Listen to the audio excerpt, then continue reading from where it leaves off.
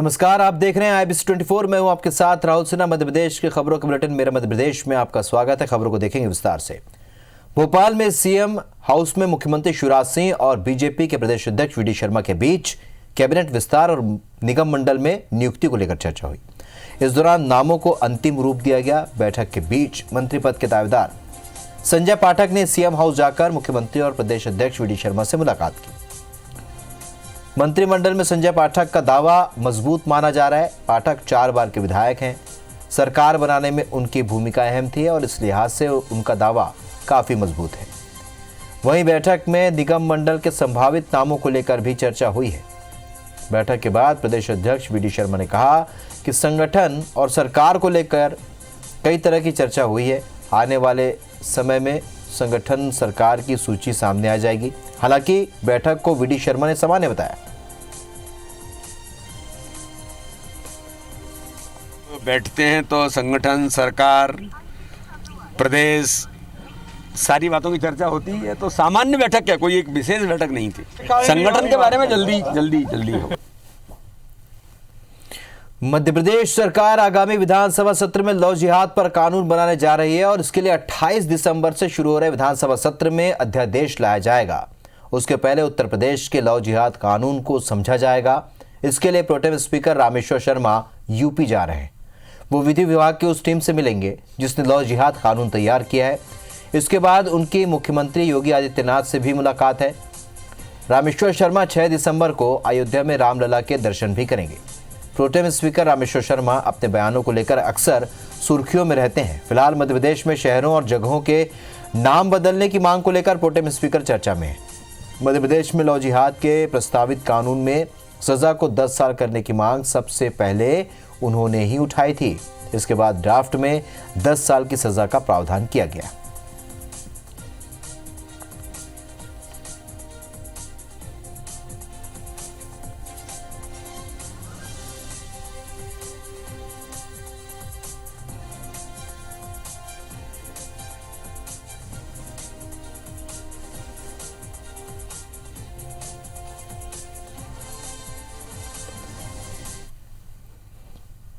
शहडोल के कुशाभाऊ ठाकरे जिला अस्पताल में नवजात बच्चों की मौत का सिलसिला थमने का नाम नहीं ले रहा है। अस्पताल में 4 और बच्चों की मौत हुई है, जबकि इससे पहले 8 बच्चों की मौत हो चुकी है। यानी अब तक 12 नवजात बच्चे अस्पताल में दम तोड़ चुके हैं। मौतों की वजह बच्चों का कम वजन होना बताया जा रहा है। अस्पताल के SNCU में 22 और PICU में 9 बच्चे भर्ती हैं। स्वास्थ्य मंत्री डॉक्टर प्रभुराम चौधरी का कहना है कि सर्दी और बच्चों को देरी से अस्पताल लाने की वजह से मौत हुई है। वहीं पूर्व सीएम कमलनाथ ने ट्वीट कर बच्चों की मौत पर दुख जताया है। उन्होंने कांग्रेस जांच दल शहडोल भेजने की भी जानकारी दी है। ये जांच दल पीड़ित पक्षों से मुलाकात कर अपनी रिपोर्ट आला कमान को सौंपेगा। कमलनाथ ने मौतों को लेकर सरकार के उदासीन रवैये पर सवाल उठाया। उन्होंने लिखा कि जांच दल भेजने के नाम पर सिर्फ खानापूर्ति और लिपापोती की गई है। आपको बता दें कि 1.5 साल पहले ही 24 घंटे के भीतर 6 बच्चों की मौत हुई थी। तब तत्कालीन CMHO और सिविल सर्जन को हटाया गया था।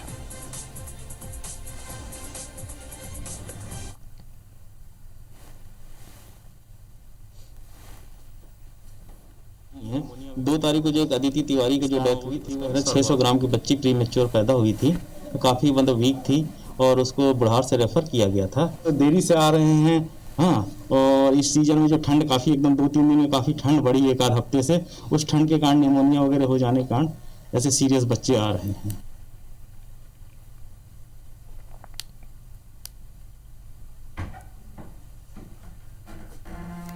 तो आपको बता दें कि अब तक 12 बच्चों की मौत अस्पताल में हुई है और उसके बाद अब कांग्रेस ने निशाना साधा है।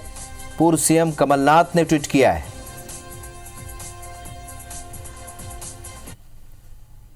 इस बीच एक और अहम खबर आपको बता देते हैं, इसी से जुड़ी शहडोल से ही बड़ी खबर, जहां जिला अस्पताल में एक और बच्चे की मौत हो गई।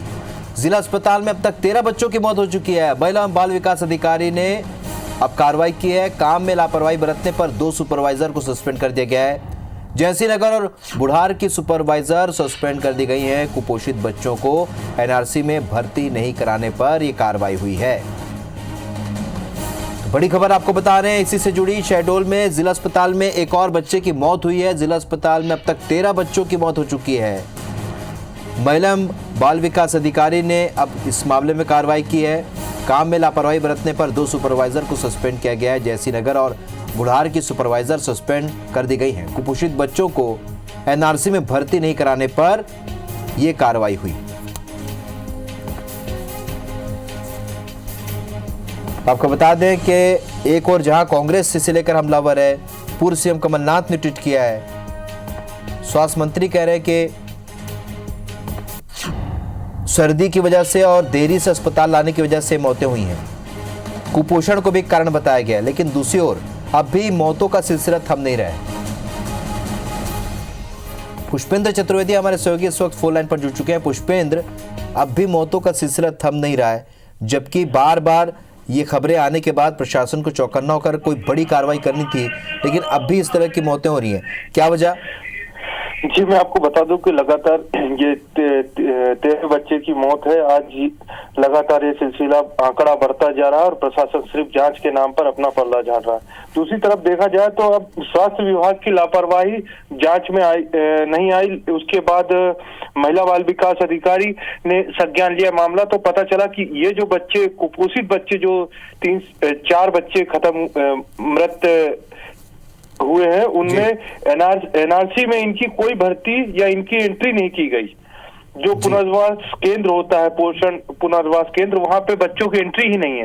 इससे यह साफ पता चलता है कि कहीं ना कहीं लापरवाही महिला बाल विकास के द्वारा भी की जा रही थी कि आंकड़े कहीं बाहर ना आ जाए। आंकड़े के लेके ये बात शुरू से ही कही जा रही थी कि आंकड़ों को लेके जिला प्रशासन कहीं ना कहीं कुछ मामले को दबाने के लिए ये सब कुछ कर रहा। और वही बात आखिरी में आई कि 2 सुपरवाइजरों को इसलिए निलंबित किया गया क्योंकि उन्होंने आंकड़े छुपाए थे और एनआरसी में वो रजिस्टर में दर्ज नहीं थे, जिसके कारण आज उन परिजनों को जो 13 बच्चे खत्म हुए, उनमें 4 बच्चे कुपोषित पाए गए थे जिनकी मौत हुई है।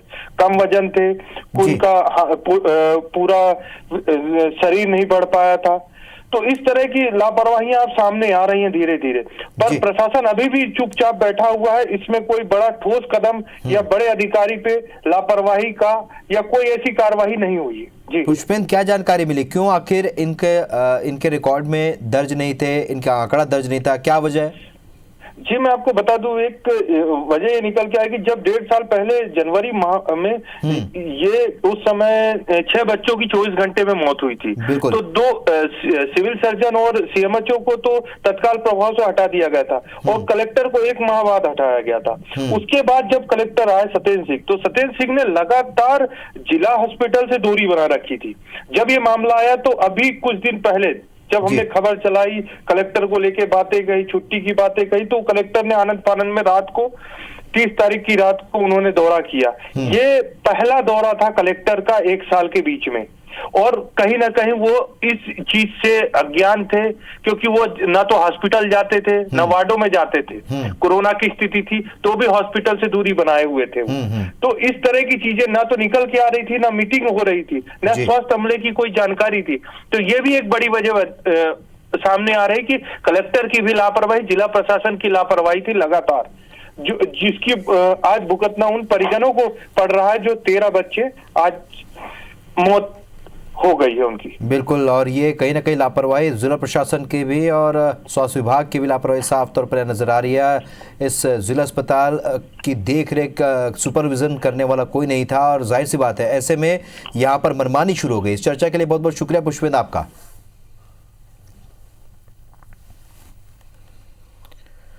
भोपाल में चल रहे कोवैक्सीन के 3रे चरण के क्लिनिकल ट्रायल को वॉलेंटियर की भूमिका में आए नरोत्तम मिश्रा वैक्सीन ट्रायल के लिए अनफिट पाए गए।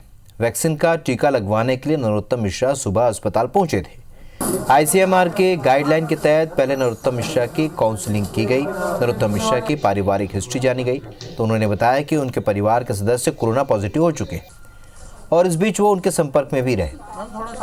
वजह जानने के बाद डॉक्टर्स की टीम ने नरोत्तम मिश्रा को वैक्सीन ट्रायल के लिए अनफिट बताया। अस्पताल से जाते समय नरोत्तम मिश्रा ने कहा कि टीका लगवाने वाले वॉलंटियर्स के लिए तय की गई गाइडलाइन का सरलीकरण किया जाना चाहिए। आपको बता दें कि भोपाल के पीपल्स अस्पताल में कोवैक्सीन के 3रे चरण का ट्रायल चल रहा है एक सप्ताह में करीब 45 लोगों को टीका लगाया जा चुका है। चिकित्सा शिक्षा मंत्री विश्वास सारंग का कहना है कि ट्रायल के लिए वॉलंटियर नहीं आ रहे। वॉलंटियर्स की कमी को देखते हुए सरकार अब जन जागरूकता अभियान चलाएगी। इसमें जो क्वेरी और इंक्वायरी हैं जो डॉक्टर साहब ने मुझे बताई, वो इतने प्रकार की हैं, इतनी ज़्यादा हैं कि उसको सुनने के बाद में वॉलंटियर अज्ञात आशंकाओं से ग्रसित हो जाएगा। 1 साल तक के उसमें हर सप्ते की मॉनिटरिंग, तिमाही, छमाही, सालाना, वो इतनी ज़्यादा है, तो इसमें किससे कहूँ मैं, समझ नहीं आ रहा, पर इसका सरलीकरण होना चाहिए। जो वॉलंटियर्स जितने लोगों को ट्रायल में हिस्सा लेना चाहिए उसमें कुछ कमी आ रही है। हमने निश्चित किया है कि इसको लेकर हम एक जन जागरण करेंगे। लोगों में यदि ट्रायल को लेकर कोई भ्रांतियां हैं तो उसको हम समाप्त करेंगे। मध्य प्रदेश के मुख्यमंत्री शिवराज सिंह चौहान खुले मन से माफिया को खत्म करने की बात कह रहे हैं। उन्होंने अधिकारियों को हर हाल में गुंडागर्दी रोकने के निर्देश दिए। लेकिन भोपाल का एक वीडियो सामने आया है जिसमें मान्यवर शोरूम के मालिक सुमित अग्रवाल खुलेआम पुलिस को धमकी दे रहे हैं। बड़े पुलिस अधिकारियों, मंत्रियों के नाम का इस्तेमाल कर पुलिस से आपत्तिजनक व्यवहार कर रहे हैं। घटना देर रात की है। जब पुलिस चेकिंग के दौरान सुमित अग्रवाल को रोका गया तो वो ऐसे भड़के कि पुलिस कर्मियों को ही डराने लगे। खुद को मान्यवर शोरूम का मालिक बताकर रौब जमाने की कोशिश की। बात नहीं बनी तो शोरूम में कई मंत्रियों को के आने जाने की धौंस दिखाने लगे। इतना नहीं, ये तक कहा कि सीएम साहब की पत्नी भी मेरी कस्टमर है। फिलहाल पुलिस ने सरकारी काम में बाधा डालने, सार्वजनिक स्थान पर गाली देने और मोटर व्हीकल एक्ट के तहत सुमित अग्रवाल पर केस दर्ज कर लिया। कॉलर कैसे पकड़ी? कॉलर नाम बताओ, तुम्हारा क्या है? नाम बताओ। चिल्लाओ मत, नाम बताओ उसका। गाली कैसे दी? इतनी महेश्वरी जी को जानते हो? तुम्हारे PHQ हुए IG फूफा जी है मेरे। अनिल माहेश्वरी। अभी नाम बताओ क्या तुम लोगों को सबका? अभी बुलाता हूँ मैं, अभी यहीं परेड करवाता हूँ। मान्यवर का ऑनर हूँ मैं। भोपाल में 4 शोरूम है मेरे। तुम जैसे छत्तीस आते नरेंद्र सिंह तोमर, विश्वास सारंग सब आके बैठते हैं। ये साधना सिंह की, शिवराज की पत्नी कस्टमर है मेरी। बिल्कुल सही है, आप बहुत अच्छे आदमी है। बहुत कॉलर पकड़ ली तुमने? गाली जो दे रहे हो ना, कॉलर पकड़ ली हमारी। जब तुमसे बोल रहे हो अर्जेंसी है, मुझे जाना है, क्यों रोक रहे हो? कारण बताओ मुझे। कॉलर कैसे पकड़ी? कॉलर नाम बताओ, तुम्हारा क्या है? नाम बताओ। चिल्लाओ मत, नाम बताओ उसका। गाली कैसे दी? इतनी महेश्वरी जी को जानते हो? तुम्हारे PHQ हुए IG फूफा जी है मेरे। अनिल माहेश्वरी। अभी नाम बताओ क्या तुम लोगों को सबका? अभी बुलाता हूँ मैं, अभी यहीं परेड करवाता हूँ। मान्यवर का ऑनर हूँ मैं। भोपाल में 4 शोरूम है मेरे। तुम जैसे छत्तीस आते नरेंद्र सिंह तोमर, विश्वास सारंग सब आके बैठते हैं। ये साधना सिंह की, शिवराज की पत्नी कस्टमर है मेरी। बिल्कुल सही है, आप बहुत अच्छे आदमी है। बहुत कॉलर पकड़ ली तुमने? गाली जो दे रहे हो ना, कॉलर पकड़ ली हमारी। जब तुमसे बोल रहे हो अर्जेंसी है, मुझे जाना है, क्यों रोक रहे हो? कारण बताओ मुझे। रतलाम में तिहरे हत्याकांड के आरोपी दिलीप देवल के एनकाउंटर पर मुख्यमंत्री शिवराज सिंह चौहान ने पुलिस की पीठ थपथपाई है। ट्वीट करते हुए मुख्यमंत्री ने कहा कि उन्होंने ही पुलिस को सख्त निर्देश दिए थे कि ऐसे नरपिशाच को समाज में रहने का कोई अधिकार नहीं है, उसे जल्द से जल्द पकड़ा जाए। जब पुलिस टीम उसे पकड़ने के लिए गई तो उसने टीम पर गोलियां चलाई और हमारे बहादुर जवानों ने उसका मुंह तोड़ जवाब दिया। मुख्यमंत्री ने मुठभेड़ में घायल पुलिसकर्मियों के जल्द स्वस्थ होने की भी कामना की है। वहीं आरोपी दिलीप देवल के एनकाउंटर के दौरान घायल हुए पुलिसकर्मियों से गृह मंत्री नरोत्तम मिश्रा ने बातचीत की। मंत्री ने वीडियो कॉल करके अस्पताल में भर्ती पुलिसकर्मी हिम्मत सिंह और विपुल से बात की और उनके जल्द स्वस्थ होने की कामना की। गृह मंत्री ने कहा कि पुलिस ने कह दिया है कि प्रदेश में कानून का राज है और कानून का ही राज रहेगा। ऐसे में अपराधी या तो मध्य प्रदेश की ज़मीन छोड़ दें या फिर सुधर जाएं। आपको बता दें कि रतलाम पुलिस ने गुरुवार रात दिलीप देवल की मुठभेड़ हो गई थी और पुलिस ने एनकाउंटर में दिलीप देवल को मार गिराया। दिलीप की ओर से भी फायरिंग की गई जिसमें 2 सब इंस्पेक्टर समेत 5 पुलिसकर्मी घायल हुए। दिलीप देवल पर कई संगीन अपराध दर्ज हैं। उस पर 6 हत्याओं का आरोप था जिनमें 2 मर्डर गुजरात में और 4 लोगों का मर्डर रतलाम में किया। इसने 25 नवंबर को रतलाम में एक ही परिवार के 3 लोगों की हत्या की थी। उधर दिलीप का शव पोस्टमार्टम के बाद उसके परिजन को सौंप दिया गया, जिसका गुजरात ले जाकर उन्होंने अंतिम संस्कार कर दिया।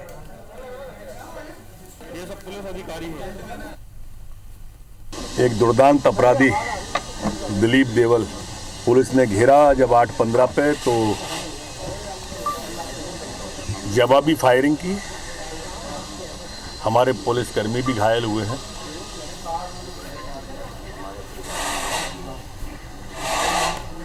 एनकाउंटर में उसको मार दिया है। मुख्यमंत्री जी ने भी सभी पुलिस को बधाई, एसपी, डीआईजी, आईजी सबसे बात फोन पर करके बधाई दी है। जबलपुर के प्रभारी मंत्री कमल पटेल से मिली फटकार के बाद आखिरकार जिला प्रशासन हरकत में आया। प्रशासन की एक टीम ने नर्मदा नदी के शाहपुरा स्थित टिपरिया बेलखेड़ी घाट पर छापेमार कार्रवाई की। प्रशासन की टीम ने यहां रेत के अवैध खनन में लगी 2 पोकलेन मशीनें बरामद की हैं। इसके साथ ही नर्मदा नदी से अवैध ढंग से निकाली गई 1000 क्यूबिक मीटर रेत का स्टॉक भी बरामद किया है। हालांकि प्रशासनिक अमला रेत माफिया से जुड़े आरोपियों को पकड़ने में हमेशा की तरह नाकाम ही रहा। आपको बता दें कि जबलपुर के प्रभारी मंत्री कमल पटेल को एक बीजेपी कार्यकर्ता ने नर्मदा नदी में चल रहे अवैध खनन का वीडियो मोबाइल पर भेजा था। इस वीडियो को कमल पटेल ने जबलपुर के संभागायुक्त बी चंद्रशेखर को फॉरवर्ड किया था और कार्रवाई के निर्देश दिए थे। कार्रवाई न होने पर कमल पटेल ने संभागायुक्त को फटकार लगाई थी और अवैध खनन न रोक पाने के जिम्मेदार संबंधित थाना प्रभारी, तहसीलदार और खनिज अधिकारी को सस्पेंड करने के निर्देश दिए थे। इसके बाद भी प्रशासन की ओर से कोई कार्रवाई न किए जाने के बाद इस खबर को IBC24 ने प्रमुखता से दिखाया और उसके बाद अधिकारी हरकत में आए। खनिज विभाग समेत जिला प्रशासन की टीम ने शाहपुरा के टिपरिया बेलखेड़ी घाट पर छापेमार कार्रवाई कर 2 पोकलेन मशीनें और रेत का स्टॉक जब्त किया। हालांकि प्रभारी मंत्री कमल पटेल के निर्देश के मुताबिक अब तक किसी भी अधिकारी या कर्मचारी पर कार्रवाई नहीं की गई है। अभी कमिश्नर जबलपुर को रात को ही मैंने वीडियो सहित भेजा था और उसके बाद में अभी पूछा तो अभी तक कार्रवाई नहीं हुई। तो उन्होंने कहा मैंने भेजा था टीम को, लेकिन वहाँ कोई मिला नहीं। मैंने कहा कि वीडियो भेजा ये गलत है क्या, और इसलिए इनको निलंबित किया जाए। तो मैंने खनिज अधिकारी, थाना प्रभारी और तहसीलदार को निलंबित करने के आदेश दिए हैं और FIR करने के आदेश दिए उनके खिलाफ। मध्य प्रदेश में एंटी माफिया मुहिम और तेज हो गई है। इंदौर में अब इसकी जद में बड़े भूमाफिया को भी लाया जा रहा है। जेल में बंद पड़े भूमाफिया चंपू अजमेरा, चिराग शाह, बॉबी छाबड़ा समेत सभी बड़े भूमाफिया के खिलाफ पुलिस अतिक्रमण की कार्रवाई को तेज करने वाली है। इसी कड़ी में भूमाफिया बब्बू छब्बू के खिलाफ भी कार्रवाई की गई है। उज्जैन में भी 2 कुख्यात बदमाशों के मकानों पर पुलिस ने बुलडोजर चलवाया। कुख्यात बदमाश छेनू और शाकिब उर्फ अंडे के मकान जमींदोज किए गए।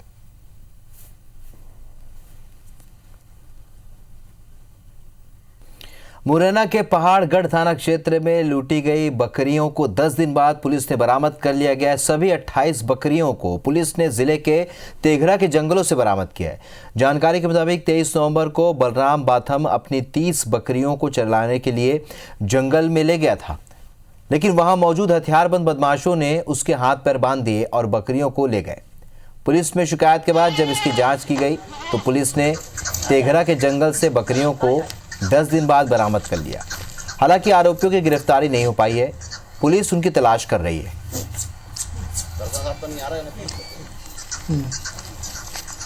इनका पूर्व में मुरैना का कोई ऐसा आपराधिक रिकॉर्ड नहीं है, परंतु इस तरीके की इन्होंने घटना करी है तो इनका कहीं ना कहीं आपराधिक रिकॉर्ड होगा, जिसके बारे में जानकारी एकत्रित की जाएगी और गिरफ्तार करके इनसे पूछताछ की जाएगी कि अन्य कोई इस तरीके की घटना में पहले से सम्मिलित रहे अथवा नहीं। इंदौर रेलवे स्टेशन पर यात्रियों को बेहद परेशानियों का सामना करना पड़ रहा है। कोविड गाइडलाइन के तहत यात्रियों को स्टेशन छोड़ने आने वाले लोगों को बाहर ही रोक दिया जा रहा है। वहीं जांच के लिए कतार भी लगानी पड़ रही है। साथ ही यात्रियों के लिए उपयोगी लिफ्ट और एक्सीलेटर को भी बंद कर दिया गया है, जिसके चलते बुजुर्ग, महिलाओं और बच्चों को परेशानियों का सामना करना पड़ रहा है। उन्हें अपना सामान खुद ही उठाना पड़ रहा है या फिर कूलियों को मेहनताना देकर सामान उठवाना पड़ रहा है। वहीं रेलवे अधिकारियों का कहना है कि कोविड की वजह से फिलहाल लिफ्ट और एक्सीलेटर की सुविधा नहीं मिल पाएगी।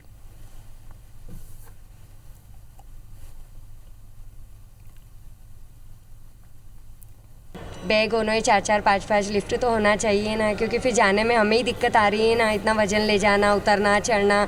2 नंबर प्लेटफॉर्म पे हमारी ट्रेन है, तो हमें तकलीफ तो होगी सर। इसके लिए तो इन्हें करना चाहिए चालू, क्योंकि ट्रेनें अब हो ही चुकी है पूरी तरीके से चालू, तो फिर इस प्रॉब्लम का सॉल्व तो निकालना चाहिए। फिर तो बहुत दिक्कत होने वाली है, अभी कूली को ढूंढना पड़ेगा। अगर कोविड के टाइम पे मिलते भी नहीं है कूली, और रेट्स भी हाई हैं, तो वही दिक्कत है बहुत ज़्यादा। कोरोना एक ऐसी महामारी की तरह फैला है और एक ऐसा संक्रमण है जो किसी चीज़ को टच होने से ही आ सकता है। तो जब लिफ्ट और एस्केलेटर को हम लोग चालू रखेंगे तो कोई भी व्यक्ति उससे संक्रमित हो सकता है। इसको ध्यान में रखते हुए रेल प्रशासन ने ये निर्णय लिया है। कटनी के उत्कृष्ट विद्यालय बड़वारा में अटैच निलंबित टीचर मनोज डोंगरे ने राष्ट्रपति को एक शिकायत पत्र लिखकर भेजा है। पत्र में डोंगरे ने अजीबोगरीब मांग रखी है।